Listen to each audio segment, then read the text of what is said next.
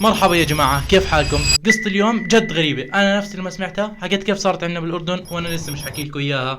كيف شخص سوري بيكون بألمانيا وضعه كثير تمام، شغال ميكانيكي، كل شيء معاه تمام، بيوم وليلة بصير خاطف طيارة. رح نخوض في تفاصيل القصة ونعرف كيف قدر يدخل سلاح وقنبلة على الطيارة. ولكن قبل ما تبلش، إذا قاعد بتشوفنا لأول مرة فأنا داود كرامة، لا تنسى مش الاشتراك، داخلين على 1500 أخ وأخت.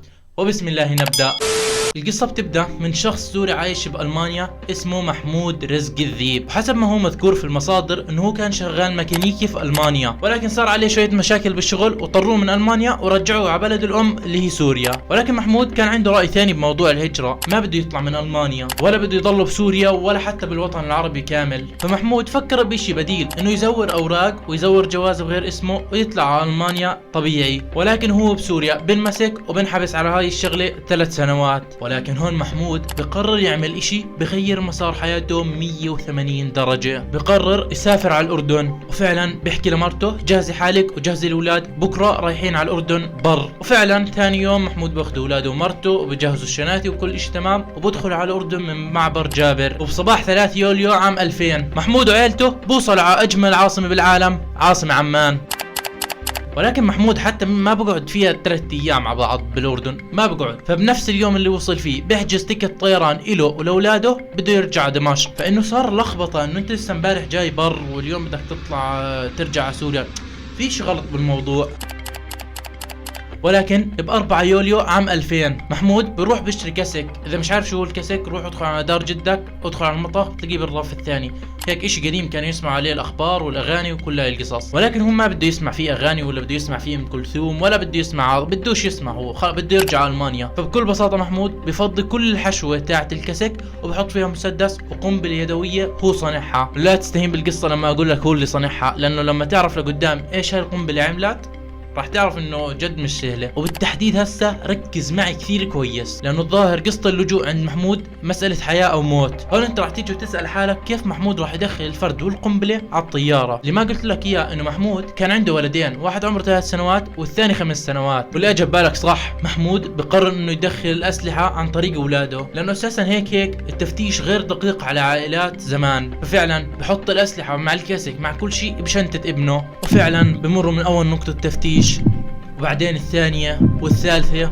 وبقدروا انهم يوصلوا الطيارة. ولحد هون كل اشي تمام. واللي بدي اياك تعرفه، من الاردن لسوريا للعاصمة دمشق 45 دقيقة بالطيارة. وفعلا بعد ما اقلعت الطيارة، وتحديدا بعد 10 دقائق بس، محمود باخذ الكسك من ابنه وبطلع المسدس وبطلع القنبلة. وبالنسبة للقنبلة فهو بيفتح زر الامان وبمسك القنبلة بايد والمسدس بايد ومتجه على غرفة الطيران. ولكن حكمة ربنا انه بكون في بنفس الطيارة في شرطيين اردنيين. فبيجي الشرطي الاول بوقف قدام محمود بحكي له ايش قاعد بتعمل، ايش بدك؟ فمحمود بيقول له اقعد محلك ولا تعمل اي صوت، انا حاليا خاطف الطيارة. فاحسن اشي ممكن يعمله الشرطي مع محمود بس انه يسايسه، لانه اي طلقة راح تطلع من محمود حتى لو بالغلط ممكن تعمل ثقب بالطيارة وتنفجر، لانه بصير ضغط الهواء برا وجوا، فراح يموتوا كل اللي فيها. لازم يسايره عشان يحافظ على سلامته وسلامة الركاب. رجل الامن بيحكي له طيب ايش بدك؟ ايش بدك نعمل لك؟ بدك مصاري؟ كل الاردن يزنفش فيها 20 ليرة، ايش بدك؟ محمود برد عليه وبحكي له ما بدي اي شيء، بس اقعد محلك ولا تعمل اي شيء غلط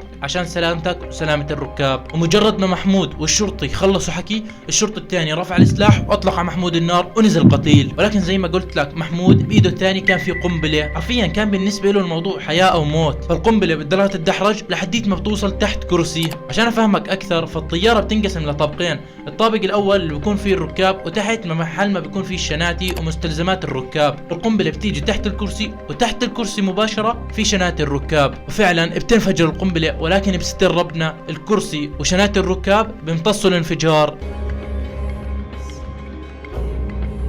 وبسبب هاي القنبلة اليدوية اللي ممكن انت استهزأت فيها انصاب 15 شخص. القنبلة عملت فتحة قطرها 30 سنتي. وهون راح احكي لكم على قصة بطولية ثانية، ابطالها الكابتن ومساعد الكابتن. بس اشي طبيعي لما انفجرت القنبلة انه يختل توازن الطيارة، ولكن الحمد لله بفضل ربنا ثم الكابتن ومساعد الكابتن قدروا انهم يرجعوا توازن الطيارة بسرعة ويلفوا ويرجعوا على مطار الملكة علياء في الاردن. اما بالنسبة للشرطيين فالملك بشوفهم وبشكرهم جدا على جهودهم. اما بالنسبة لل 15 صار إصابة في الملك بزورهم واحد واحد بالمستشفى. الله يحمي الأردن ملكا وشعبا. لأنت وصلت لهون فعجبتك القصة لا تنسى انك تشترك، لأنه بالفيديو الجاي راح احكي عن شغلتين.